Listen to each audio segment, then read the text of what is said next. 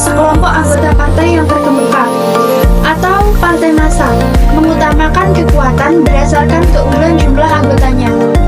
Keberadaan partai politik di Indonesia diawali dengan didirikannya organisasi Budi Utomo pada tahun 1908. Walaupun pada waktu itu belum bertujuan ke politik murni, Budi Utomo merupakan cikal bakal dari organisasi massa atau organisasi partai politik di Indonesia. Perkembangan partai politik di Indonesia dari masa ke masa. Yang pertama, partai politik pada masa penjajahan Belanda, yaitu sebelum 1945. Pada masa penjajahan Belanda, partai politik menghadapi kesulitan berkembang karena penindasan dan pembatasan kebebasan. Partai politik yang pertama kali lahir di Indonesia adalah Indise Partai yang didirikan pada tanggal 25 Desember 1912 di Bandung, yang dipimpin oleh 3 serangkai, yaitu Dr. Setiabudi, Dr. Cipto Mangunkusumo, dan Ki Hajar Dewantara, dengan tujuan kemerdekaan Indonesia, namun hanya bertahan 8 bulan karena pemimpinnya diasingkan. Yang kedua, partai politik pada masa pendudukan Jepang 1942 sampai 1945. Jepang datang ke Indonesia pada Maret 1942 dengan janji kemakmuran bersama dan Asia untuk Asia. Tapi sebenarnya ingin menggantikan Belanda. Mereka melarang partai politik kecuali masyumi dan bertindak kejam memaksa rakyat Indonesia bekerja keras atau romusa. Meskipun begitu banyak orang Indonesia yang percaya pada propaganda Jepang, namun kekejaman Jepang akhirnya membuat banyak orang memberontak seperti peta, yaitu pejuang tanah air. Peristiwa ini membuat rakyat Indonesia, terutama kaum muda, semakin yakin bahwa mereka harus berjuang untuk merdeka meskipun harus menghadapi banyak korban. Yang ketiga, perkembangan partai politik pada masa awal kemerdekaan tahun 1945 sampai 1950. Setelah kemerdekaan, Indonesia mengalami pertumbuhan partai politik yang sangat pesat. Hal ini didorong oleh maklumat pemerintah RI 3 November 1945 yang mendorong pembentukan partai politik untuk memperkuat perjuangan kemerdekaan. Di antaranya yaitu Partai Sosialis, Partai Komunis Indonesia atau PKI, Partai Buruh Indonesia, Partai Rakyat Jelata atau Murba, Masyumi, dan Perindo PMI. Keempat, partai politik pada masa UDS 1950 sampai 1959. Pada masa UDS 1950 sampai 1959, Indonesia menganut demokrasi liberal dengan sistem parlementer yang memberikan kebebasan individu dan lembaga tinggi. Partai politik memegang peranan penting sehingga anggota DPR umumnya berasal dari partai. Namun sistem ini juga diwarnai oleh persaingan dan ketegangan antar partai yang mengarah pada ketidakharmonisan dan kurangnya fokus pada kepentingan nasional karena masing-masing partai lebih mementingkan kepentingan mereka sendiri. Kelima, partai politik pada masa Orde Lama tahun 1959 sampai 1965. Maklumat pemerintah 3 November 1945 memunculkan puluhan partai politik. Setelah proses seleksi alamiah dan penggabungan, jumlahnya berkurang menjadi belasan. Perubahan ke sistem demokrasi terpimpin semakin menyederhanakan jumlah partai.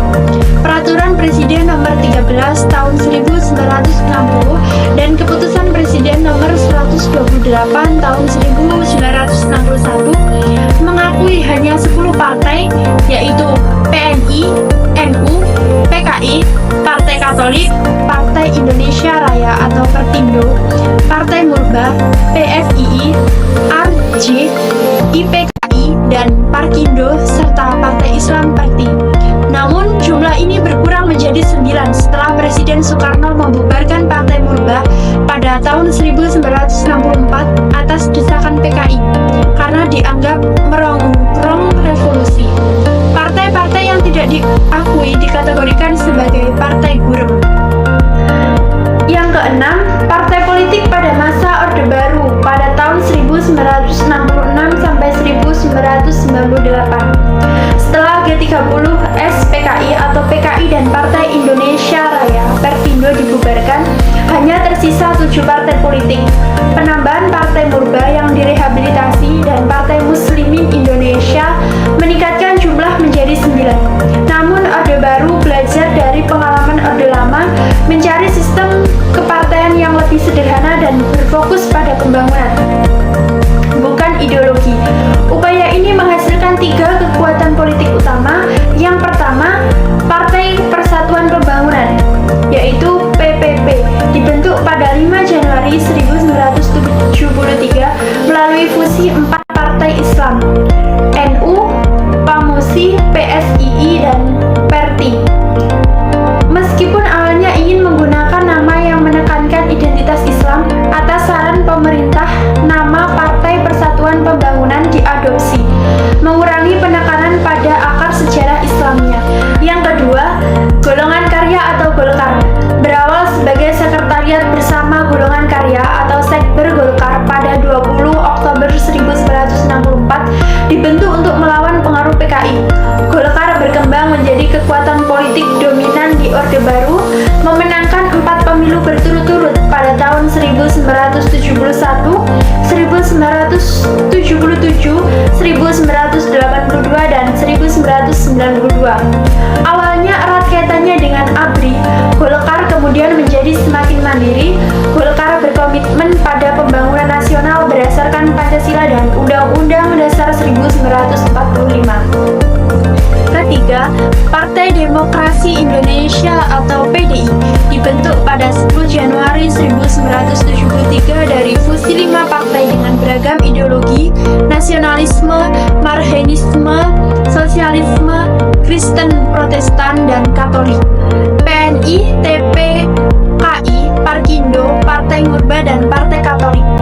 Sepanjang sejarahnya, PDI menghadapi berbagai tantangan internal, termasuk konflik kepemimpinan, masalah identitas partai, khususnya setelah penetapan Pancasila sebagai asas tunggal, dan masalah kemandirian dan demokrasi internal.